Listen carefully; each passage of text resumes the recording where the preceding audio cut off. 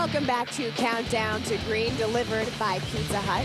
One of the stories that has continued to make headlines this week is the incident that took place last Saturday after the truck race between owner Richard Childress and Gibbs driver Kyle Busch. Childress was fired up because he felt Busch intentionally bumped one of his drivers, while Busch says it was just a congratulatory bump. It was an extremely physical altercation. NASCAR questioned both gentlemen and others that saw the incident. Childress was fined $150,000 and placed on probation. He made a statement earlier this week to explain but not apologize for his actions. You know, I take all the responsibility for my actions last week. I'm very passionate about this sport. I'm passionate about my race team. I let my emotions come in front of my passion. The fine that was levied against me, I'm going to pay it personal, and hopefully Kyle and myself will both end up learning something from this.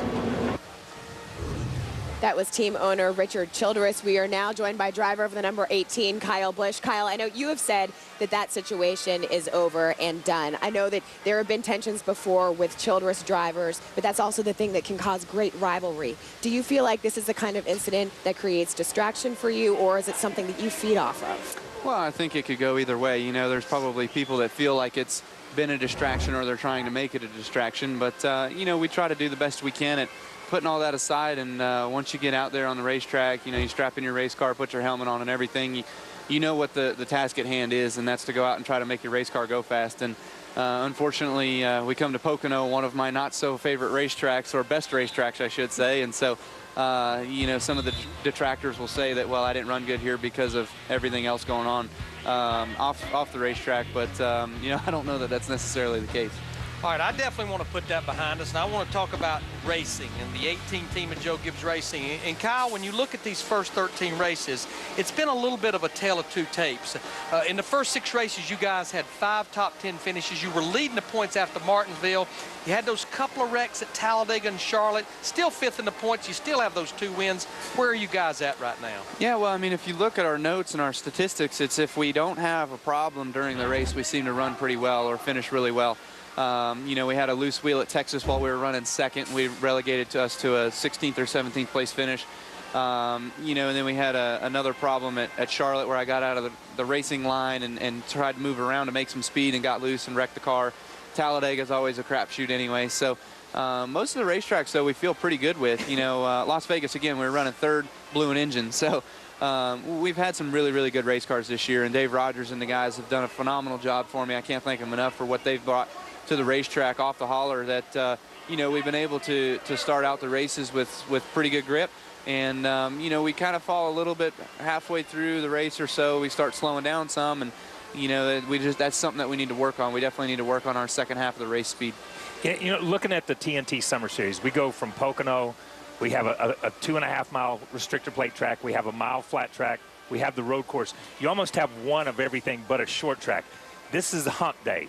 These 6 races are the hump to get you towards the chase. How important is it to come out of these 6 races with a solid foundation, with those consistent finishes that you're talking about, and not having bad days? Well, it is important. You know, we want to run well every single week, and this is where we feel like we struggle the most throughout the year. Besides Daytona in July, where I've won and I've been close to winning a few other times, the Poconos, the Michigans, the Infineons, you know, those kind of places we tend to struggle a little bit. And we're trying to figure out why, and we're trying to make sure that we go into these months and into these races where we're fully prepared, you know, physically, mentally, the race team's ready to go. We have everything that we need in order to try to be successful in these races, and Denny's been really good at these places as well, so we can feed a lot off of him, and Joey's been coming on strong too, so we feel really good as JGR as a whole, and we're looking forward to you know, these next couple months and trying to get some strong finishes, whether they're wins or not. Just trying to make sure that we run well.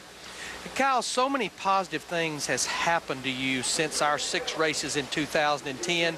You started your NASCAR Camping World Truck Series team, won the Owners Championship, which I know was huge to you. Already in 2011, you've won races in all 3 series, and I think since we saw you last summer, you've gained a little left side weight there. Yeah, that's true. Yeah, I appreciate that. Things have been going really well off the racetrack. You know, we've had a lot of great successes with Kyle Busch Motorsports, with the Truck Series team, and really looking forward to carrying that banner on a little bit further into this year, trying to win us another Owners Championship. We'd love to be able to have a driver that could go after the real championship, but we just haven't quite been able to seal the funding for all of that stuff. But, you know, being able to get married to Samantha over the offseason was really, really special as well. And, you know, it's one of those moments that you never forget because the feeling that you had, you know, when I was standing at the altar and the doors opened and she started walking down the aisle, you know, people would say, don't lock your knees, you're going to pass out. And I didn't believe him because I had never felt anything like that. But this moment was really, really big. And so her and I are loving the moments that we have and the time we're sharing together. And, of course, making all of the decisions and challenging everything as a team rather than, you know, singling each other out. So you you're taking all this in, you've got some. Yeah, Oh, she's got one too. No, I just convinced Kyle Petty to play at my wedding, so you should. Oh, you missed yeah, out on that. that's wrong. So she straightened you out. Is that what you're saying? A little bit. She's definitely helped me, I would say, for sure. All right, Kyle Busch, thank you so Thank you, much. man. No problem. You got it, guys. Good luck out there today.